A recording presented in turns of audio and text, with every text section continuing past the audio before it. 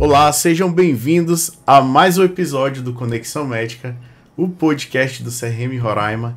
Eu sou Patrick Araújo, médico, apresentador desse maravilhoso programa e primeiro secretário do Conselho Regional de Medicina do Estado de Roraima. E hoje eu tenho um prazer enorme, um grande amigo, um grande profissional, de receber aqui um colega querido, Dr. Mário Maciel. Ele que é urologista, e a gente tem uma pauta muito específica, né, doutor Mário? Hoje a gente vai falar um pouco da saúde do homem no Novembro Azul. Seja bem-vindo, fale um pouco mais da sua história para quem nos assiste. Patrick, antes de mais nada, agradeço você, a gentileza, o carinho e a nossa amizade lá de longínqua por estar aqui hoje. Você aí sendo o âncora aqui do Conexão Médica, do podcast do CRM Roraima, e eu não poderia deixar de negar esse convite tão honroso. E parabéns pelo sucesso aqui do podcast. Para mim é um privilégio estar aqui hoje. Obrigado. Posso lhe chamar de mestre também? Não, fica à vontade, sem tantas formalidades.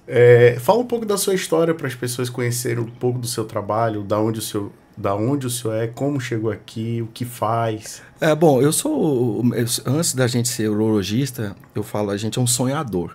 Então eu fiz a minha faculdade de medicina no interior de São Paulo, depois fiz a minha residência de cirurgia geral e posteriormente a residência de urologia, tudo em Campinas. E aí galguei a questão da vida da pós-graduação. Sempre gostei de ensinar e hoje também estou aqui na docência na Universidade Estadual de Roraima. E cheguei aqui com o concurso público, primeiro concurso público para médicos especialistas, que foi exatamente um mês antes do antigo governador do estado, Otomar, que faleceu.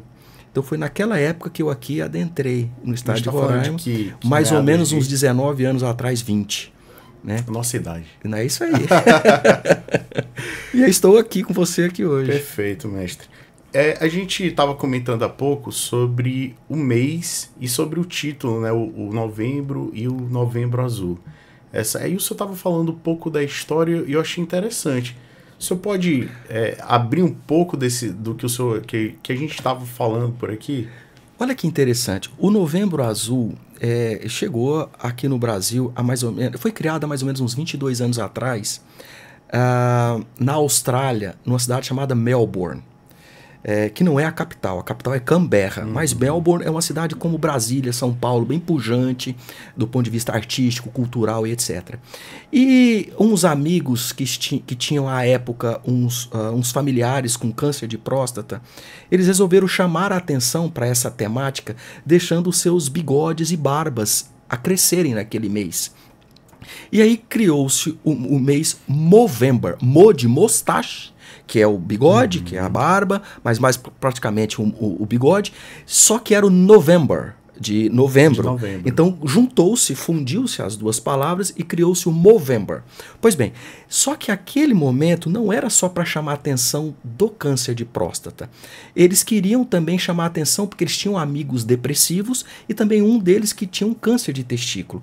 Então, esse movimento que começou há 22 anos na Austrália, ele chega aqui em determinados outros países e chega conosco, às vezes um pouco destoado, porque hoje levanta-se muito a bandeira quando não se sabe um pouco a história do movimento e acaba genitalizando o mês azul do homem apenas para a questão prostática.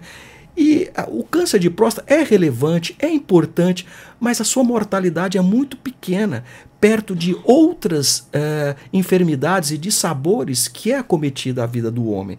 Então é interessante, é uma bandeira que eu gosto muito, porém ficar só na próstata, a gente acaba ficando na mesmice e sem grandes impactos de resultados a longo prazo. Isso que eu ia falar, a gente já tem aqui. O que o senhor acha? O senhor acha que é favorável a gente ter um mês exclusivo para falar de prevenção da saúde masculina em relação à próstata? Eu não sou contra, eu levanto essa bandeira, eu gosto, porém eu diria que não é por aí para a gente tentar mudar os grandes índices que são demonstrados para nós, seja pelo DataSUS, seja pelos estudos da literatura e tudo mais. Os homens suicidam mais, tem mais homicídios, tem questões hoje da desnutrição, os homens fumam mais, comem menos frutas, menos verduras do que as mulheres. Atividade física. Atividade física, eles são mais sedentários, obesos, são arredios a tratamentos. Então, se fosse de fato impactante, todos esses dados eles seriam modificados. E não é assim. Então, eu acho que um mês a gente bater na tecla é bem-vindo, mas a saúde é diuturnamente, é todos os dias. E todos os meses, e né? todo momento. A todo momento. Eu recebi, no mês de outubro, nós tivemos a campanha do Outubro Rosa. Sim. E eu recebi 2 colegas de mastologista e ginecologista, doutor Frutoso e doutora Cintia. Nós tivemos um episódio espetacular, um episódio leve, né, onde a gente fala sobre a importância do mês, a gente fala o que motiva, os resultados e também os problemas. Porque mesmo dentro da circunstância de tudo, do ecossistema, existem problemas. No mês de Novembro Azul, o senhor acha que o impacto em relação ao homem, ainda é pequeno? E dentro desse contexto, como é que o senhor sugeriria uma melhoria? Patrick, essa é uma pergunta muito interessante e muito profunda ao mesmo tempo. Eu acho que nós temos aqui alguns fatores que fazem com que esses dados não mudem ao longo desse tempo todo, pelo menos que eu estou debruçado nessa causa. Há um fator cultural. O homem, ele é avesso à prevenção, ele acha que ele é um super-herói, ele acha que as mazelas nunca vão lhe pegar e, de repente, quando ele se surpreende com isso, ele vê que ele não é aquele ser tão invulnerável como ele imaginava. Então, ao meu ver, as políticas públicas propriamente dita, que nós estamos num país em desenvolvimento, então isso é mais preponderante do que quem tem convênio, que tem acesso à saúde de uma forma mais privilegiada. Eu diria que há hoje uma invisibilidade do homem na saúde pública. E eu explico. Observe, se nós formos em quaisquer postos de saúde da cidade, pode ser da nossa capital ou qualquer outra que você assim elencar. Observe que lá há o cuidado para a gestante, para o pediatra, para o idoso e para a mulher. E para a criança. E para a criança. E quando você entra, o homem ele se sente fora do ninho, um peixe fora d'água. Parece que aquele ambiente não é para ele. Aí nós temos o quê? O acolhimento. A maioria das pessoas que estão para acolhê-los são do sexo feminino. O homem já tem a segunda barreira. Ele já tem a barreira cultural, depois ele tem a barreira de acesso. Os horários não são de acordo com a disponibilidade de trabalho dele. Sim. E aí, às vezes, não há um médico, pelo tempo que exige a sua enfermidade, ele acaba também tendo um hiato do seu momento, da sua atitude de procurar e depois de ser resolvido. Sim. Então, todos esses pequenos percalços criam uma longa jornada que desestimula o homem. Então, há anos atrás, nós criamos aqui no Coronel Mota o Espaço Hominis, que eu fui o responsável por isso à época, né? Onde tinha-se um espaço que só homens estariam ali, desde o médico, desde do atendente, do acolhimento e etc. Eu não vou falar que fizemos muitas coisas, mas era uma sala onde fazíamos vasectomia, pelo menos em tese, fazíamos curativos, teríamos um bate-papo, fazíamos uma roda de conversa. Era um projeto embrionário. Não foi para frente. Anos depois, eu fui convidado por uma audiência pública em uma das casas legislativas aqui do estado. E apresentei alguns trabalhos, inclusive de autoria própria, publicado em revistas de expressividade da comunidade científica nacional e internacional, e levei alguns papers, e mostrando que um deles é tão simples que não precisamos de dinheiro para fazer grandes mudanças. E aí aqui está a minha sugestão. Eu estou te falando que eu falei isso há quase 10 anos atrás.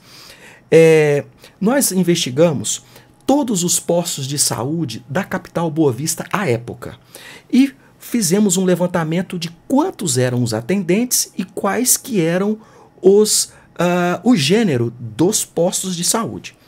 E nós fizemos então esse mapeamento territorial na capital.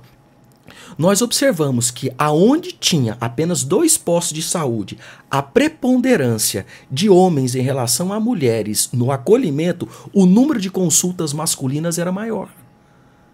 Então, veja bem, aquela barreira que eu havia tocado, isso foi publicado, que eu havia já tocado aqui no assunto minutos atrás, já solidifica esse conceito que é uma pequena peça que você pode mudar nesse tabuleiro, que o homem ele adentra ao sistema público de saúde. Já fez sentido, né? Então o homem chega, às vezes é uma menina jovem, que ele está, por exemplo, com problema a nível genital e tudo mais, ele não quer expor o problema. E a jovem pergunta, qual que é o problema do senhor? E dá uma pequena sorriso para acolhê-lo. Ele interpreta aquilo na consciência dele que ela está tirando, de repente, uma piada da situação dele. Ele não volta.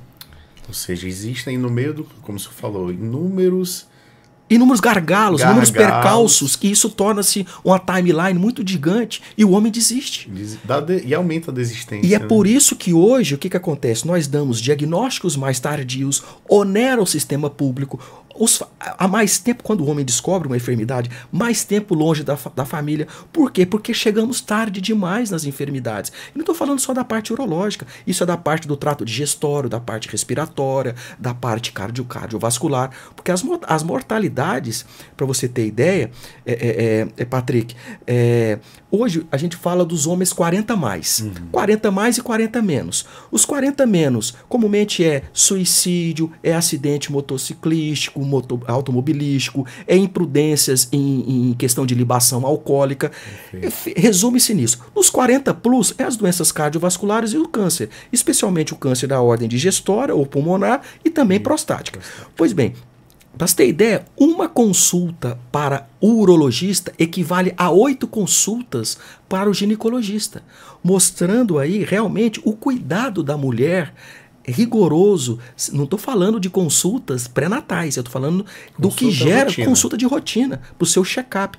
Então, mostrando que é um dado do DataSUS muito relevante, mas que de repente a gente não valoriza isso. Por que o homem continua sendo arredio? E campanhas de Novembro Azul todos os anos, e os dados não mudam. Então o homem, a gente tem que fazer alguma coisa, porque se a gente quer encarar esse conhecimento, esses dados perigosos que eu falo, esses dados assombrosos, é com mais conhecimento. E a gente tem que pulverizar essas informações. Perfeito. Que aula, né? O que é isso? A gente... E só para o senhor ter ideia, o tempo aqui ele passa de uma maneira diferente. Já acabamos, então. Mas passa de uma maneira diferente, porque é um assunto tão... Os assuntos são tão bons. E os nossos convidados, eles dissertam sobre com tanta facilidade que o tempo voa aqui dentro. Mas aula excepcional, interessantíssimo, sobre coisas que a gente nem discute, né? E tá aí a importância do senhor ter falado. Vamos falar um pouco, aprofundar em outras pautas, para não ficar só no... Estou à disposição. Mas olha, falando da essência do câncer mesmo, dentro da literatura, quais são os principais fatores de risco que levam à formação de câncer de próstata? A literatura ela é muito precisa hoje com relação aos fatores de risco para o câncer de próstata. Primeiro, o antecedente familiar. Se você tem um membro na família, você tem 2 vezes mais chance de ter o câncer. Se você teve... Independente do grau. Câncer de próstata. Não, independente do grau. Parente de primeiro grau. Parente de primeiro grau. Se você tem 2 membros no parente de primeiro grau, essa chance muda para 3 vezes. Se você tem 3 familiares de primeiro grau, um pai, um tio e um avô, por exemplo, essa chance aumenta para 11 vezes. Então, mostrando que, primeira coisa, a genética, então a família. Segundo, indivíduos afrodescendentes. A gente sabe que nessa população, não só a maior prevalência, como também o câncer ele é mais agressivo. Mortalidade mais alta. Mortalidade é mais alta. A gente sabe também que a idade. A idade a cronologia, ela também é um fator preponderante. Sabemos que a partir dos 65 anos de idade, esse homem tem em torno de 62% de ter câncer de próstata. Por isso que começa quase 20 anos antes o check-up, 45, 50 anos. Indivíduos que hoje a obesidade. E isso está intimamente relacionado também com a ingestão de proteína animal, especialmente a carne vermelha. Os países nórdicos, Noruega, Finlândia, Suécia, tem estudos comparando que eles comem muita proteína animal, muita carne, comparado com o Extremo Oriente, Singapura, Hong Kong, Japão, que come mais tofu, peixe, mais frutas e etc. Esses países nórdicos têm mais mortalidade e incidência do câncer de próstata comparado com o Extremo Oriente. E olha que interessante, esses homens que migram de Hong Kong para a costa oeste americana, por exemplo, Los Angeles, São Francisco, a incidência deles aumenta. Por quê? Porque ele começa a ter o estilo de vida americano, o American Way of Life, comendo muitos embutidos, muitas proteínas, etc., aumenta o risco. Então, mostrando que a ambientação também é um fator de risco. Perfeito. O ambiente, o trânsito daquele indivíduo. E dados nacionais? Você fala, Brasil, os riscos não mudam, são esses, né? Então eu acho assim que... Dentro da média mundial, os nossos níveis são mais elevados? Você fala de câncer? De câncer. Então eu diria que é equivalente. Né? Nós temos uma saúde pública, apesar de ainda estar em níveis que precisam ser otimizados, mas ainda a gente consegue acolher esse homem, seja no diagnóstico ou ao tratamento, sem perder muito, eu falo em termos de vida. Porque o câncer de próstata é o tumor sólido de crescimento mais lento no corpo humano. A gente consegue hoje dar o diagnóstico muito precoce e isso favorece muito, portanto, a sobrevida. Então, de forma que é importante a gente encorajar os homens a procurar assistência, procurar os seus médicos. Eu estava pensando aqui sobre tudo que o senhor falou em relação à data, né, ao novembro, ao mês especificamente, e sobre todos os gargalos que entram aí no meio. Independente de tudo isso, isso é uma opinião, né? Uma opinião pessoal. Eu acho que independente de tudo isso, doutor Mário, essa importância de trazer, justamente falar sobre prevenção, querendo ou não, ele traz conhecimento para a população, né? Ele traz mais informações, talvez alguns canais de acesso em relação a fazer consultas, toque, facilitam. Isso não quer dizer que o paciente vá, mas que está à disposição. Eu acho que o valor do mês, né, colocar o mês azul e ter esse mês todinho para tratar sobre isso, né? A sua opinião sobre isso, além do que o senhor citou, o senhor acha que faz sentido? Eu acho que faz sentido. Eu acho que, às vezes, a questão da semântica, que eu acho que a gente tem que ter cuidado em colocá-la. Porque, muitas das vezes, não foi o caso aqui que a gente usou essa palavra, mas tem-se aquelas manchetes sensacionalistas de jornais, seja ele da questão das redes sociais, ou escrita, ou televisiva, o mês de conscientização do câncer de próstata. Primeiro, que conscientizar, a pessoa já tem que ter o entendimento daquilo. Então eu diria que a sensibilização para as doenças outras, não necessariamente ao câncer de próstata. Mas essa palavra é importante, a sensibilização. Porque até cair a nível de consciência exige alguma atitude, ação. Porque primeira coisa, a gente escuta. Depois a gente faz as reflexões. Depois eu medito e tomo uma ação diante desses conceitos. Aí sim é consciência. Então a gente está fazendo um salto muito grande com pessoas que não têm quaisquer informações a respeito de saúde. Então essa palavra é muito forte. Então eu levanto a bandeira, gosto, mas a gente tem que ter muita cautela com relação a que a gente vai falar. Inclusive, quando nós pensamos sobre esse programa, foi justamente isso. Porque esse programa, ele tem a gente fala para a comunidade médica, mas informações como essas, sobre Outubro Rosa, Novembro Azul, são informações essenciais e gratuitamente. Isso é que é o melhor. Né? Gratuitamente para as pessoas terem acesso. Voltando sobre o nosso tema, em que idade, a gente já falou ali, 65, mas o senhor falou há 20 anos antes, nessa parte preventiva, como funciona a parte preventiva desse rastreio? De câncer de próstata. Câncer de próstata. O câncer de próstata hoje, seja a Sociedade Brasileira de Urologia, a Sociedade Americana, que nós seguimos as diretrizes dessas duas comunidades e fazemos parte dela, ela é muito também categórica em nos explicitar uma data.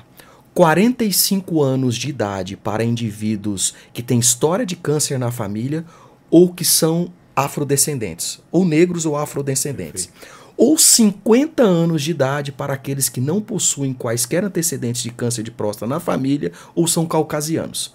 Então, essas duas idades são, digamos assim, as clássicas. O homem de 44 anos, ele pode fazer o check-up? Pode.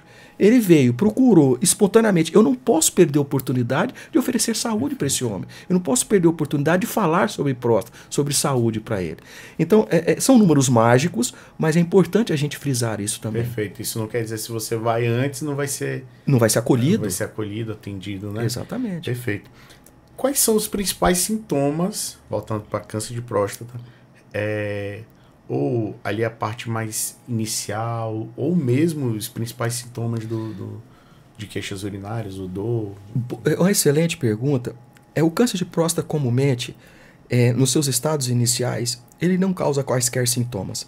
É devido a uma busca ativa que você acaba detectando, seja pelo exame do sangue alterado, que é o PSA, ou mesmo pelo exame digital da próstata, que é o toque, que é um exame que dura 5, 7 segundos, e você tem uma sensibilidade tátil de como que está essa glândula. E aí você faz, então, uma investigação mais pormenorizada através de uma biópsia para saber se essa próstata está ou não com câncer. Mas os sintomas, eles às vezes se confundem com um crescimento benigno da próstata, que é, por exemplo, o homem acordar à noite para ir ao toalete, às vezes várias vezes, o jato urinário, em vez de ser um pouco mais distante, está mais encurtado, ele está num bate-papo em família, num cinema, com um netinho, qualquer coisa nesse sentido, esse homem um pouco mais de idade avançada, ele tem que ir várias vezes ao toalete, não consegue fazer uma viagem de avião porque tem que toda hora ir no banheiro, pode ou não aparecer sangue na urina. Ele tem uma privação do sangue, da urina, quer dizer, ele faz muita força para urinar. Então são dados indiretos de que essa próstata está com algum problema.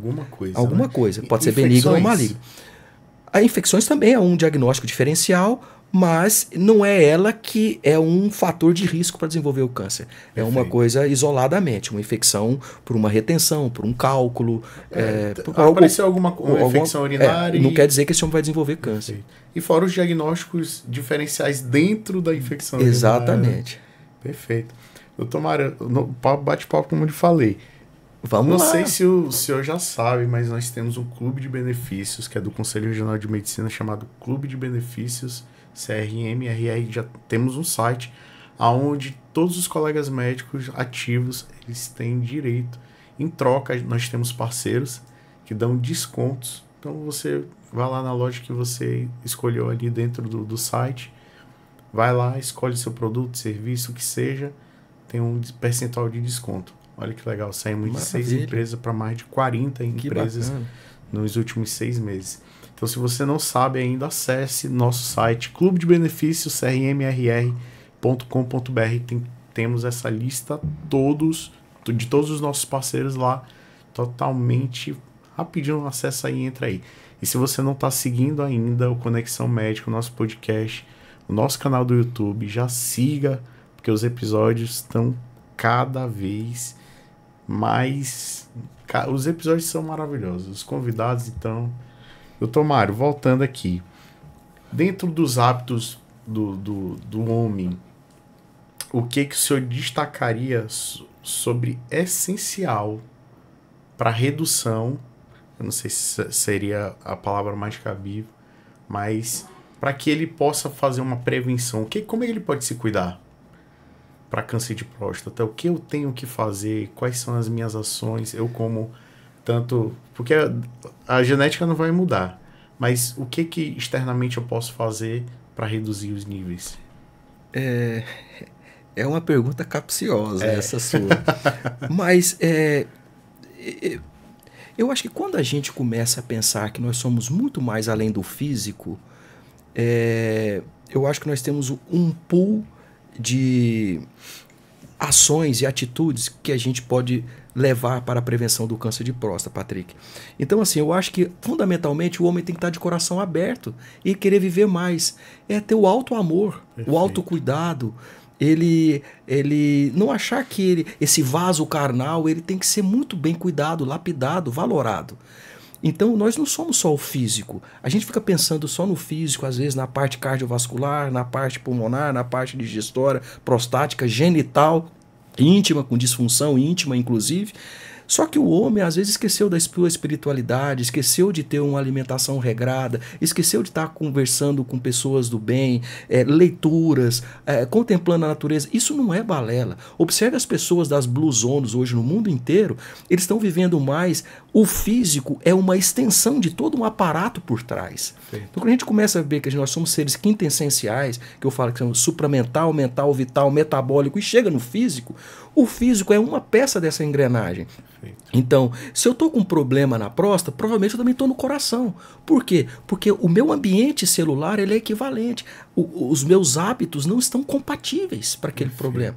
Então, não é a genética. A genética é 30%. 70% são dos meus hábitos, das minhas atitudes do dia a dia. Então, se eu estou com pensamentos tóxicos, carregando um lixo tóxico na minha mochila, meu ambiente ao qual eu convivo é também pesado, é hostil, eu não exerço o perdão, tudo isso vai reverberando em todo o meu metabolismo. Aí não há remédio que adianta, remédio de tarja preta, médico, visita 10, 15 médicos, o problema está precisando você dar uma lapidada um pouco mais. Ir além, que eu falo das entrelinhas, ir no sutil. Essa que é a grande verdade. Ou seja, a primeira mudança é na mentalidade. É mentalidade, abrir o seu coração. Eu penso assim, hoje a gente fala muito da humanização, do sistema de saúde e tudo mais. Todos nós temos isso, inclusive nas nossas escolas médicas. Mas eu acho que está naquela fase agora da espiritualização. Perfeito. Eu acho que é essa engrenagem hoje que nós não estamos atingindo, porque é o up-down, é de cima para baixo. E o físico está aqui, é a última pedrinha. Então, o que está representando do meu físico, eu tenho toda uma outra coisa que é um espelhamento que está doente também. Perfeito. Eu acho que essa parte sobre espírito e alma fala muito, até para você começar a refletir sobre os seus hábitos, né? Sobre realmente isso aqui...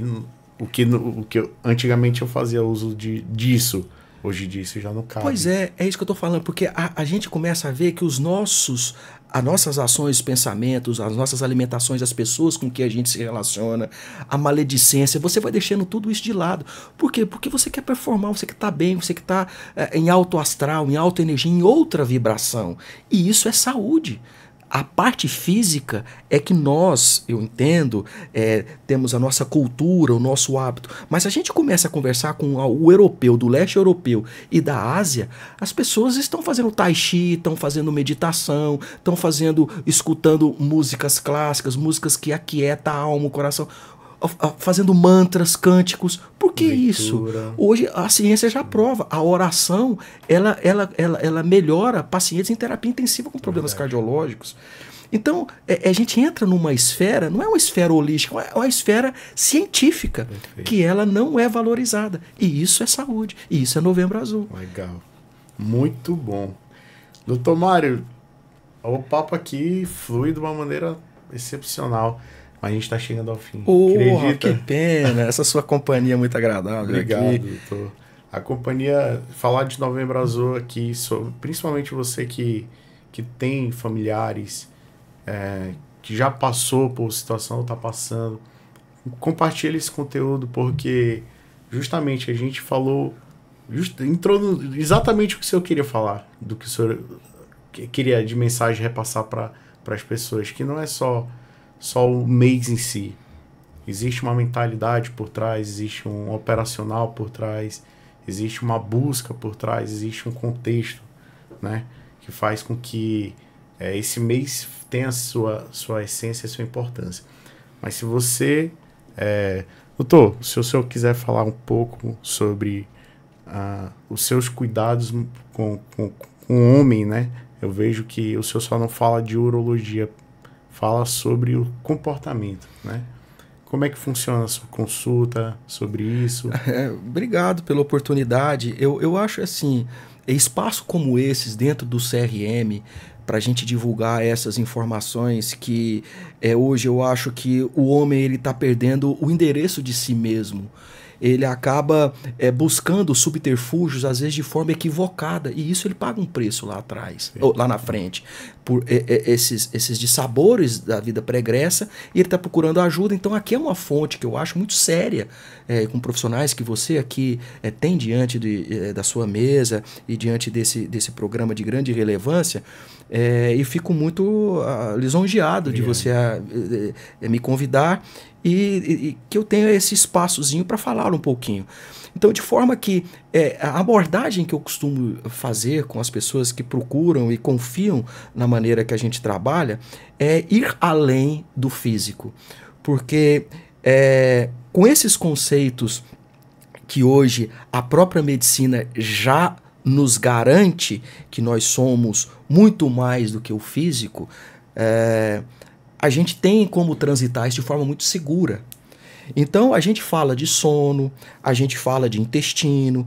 A pessoa que vem com disfunção sexual é a ponta do iceberg. Em 5 anos, se eu não fizer nada por esse homem vai infartar. Então, mas como assim? Porque eu falei, se ele está com problema na esfera íntima, ele tem outros problemas. Esse homem pode estar viciado em pornografia. Então tá com enxurrada de dopamina e tá procurando subterfúgio aqui com hormônios extra e às vezes não é por aí. Então a gente tem que transitar, é uma obrigatoriedade nossa buscar outras informações que esse homem às vezes ele tá padecendo disso e não tem com quem conversar. E aí é muito fácil nós no mundo materialista passarmos uma receita, mas às vezes isso não vai resolver o problema. Ele está buscando o subterfúgio, que eu digo. Então a gente tem que ter essa visão mais ampla. E isso é saúde. Verdade. É falar. Que música que você escuta? O que você faz no final de semana? Você anda descalço? Hoje a gente tem um aterramento. Nós temos cargas elétricas, nós somos seres eletromagnéticos. Isso está provado. Se chega um cachorrinho de casa, ele já sente a sua presença com um quarteirão de distância, porque nós temos uma ressonância no coração que vibra da mesma forma. Os cavalos, os golfinhos sentem isso. Isso é ciência. Então por que não? Porque isso ressoa. Então de repente você está de um jeito e a sua esposa está de outro. Não está tendo uma ressonância. Então essa harmonia ela tem que começar e a pessoa começa a contar os problemas. Então de repente desabafar. Né? Então eu não sou um psicólogo, um psiquiatra, um psicanalista. Você referencia. Então é nesse caminho. Mas identifica algo. Você consegue pescar alguma coisa e você consegue ajudá-lo de forma muito mais ampla, não só da minha parte urológica propriamente dito. Não é só aquilo, né? Sempre tem coisas maiores por trás. Doutor Mário, muito obrigado pela sua participação. Fico muito feliz de ter recebido o senhor aqui para tratar sobre esse assunto. Se você ainda não nos segue nas redes sociais, vai lá no @CRM Roraima, no Instagram, no nosso Facebook também e no nosso canal no YouTube. Lembrando que todos os episódios estão gratuitamente disponíveis para você e também nas plataformas de streaming, Deezer, Spotify. É só ir lá. Se você não gosta de assistir vídeo, mas gosta de um podcast, audiocast, entra lá, acesse, escute os nossos episódios. E eu quero deixar um agradecimento mais que especial para a Rádio Defensoria, a Defensoria Pública do Estado de Roraima, um grande parceiro, um grande aliado do Conselho Regional de Medicina e essa equipe maravilhosa por trás que sempre está dando o apoio necessário para que esse programa rode de uma maneira exemplar. E o estúdio é muito bonito, né? Sensacional. É lindo, né? Uma Eu estrutura encantadora. Parabéns. Eu adoro estar aqui, Parabéns a todos. A Defensoria Pública do Estado de Roraima, muito obrigado. E para você, nos acompanhe e eu espero no próximo episódio. Até lá!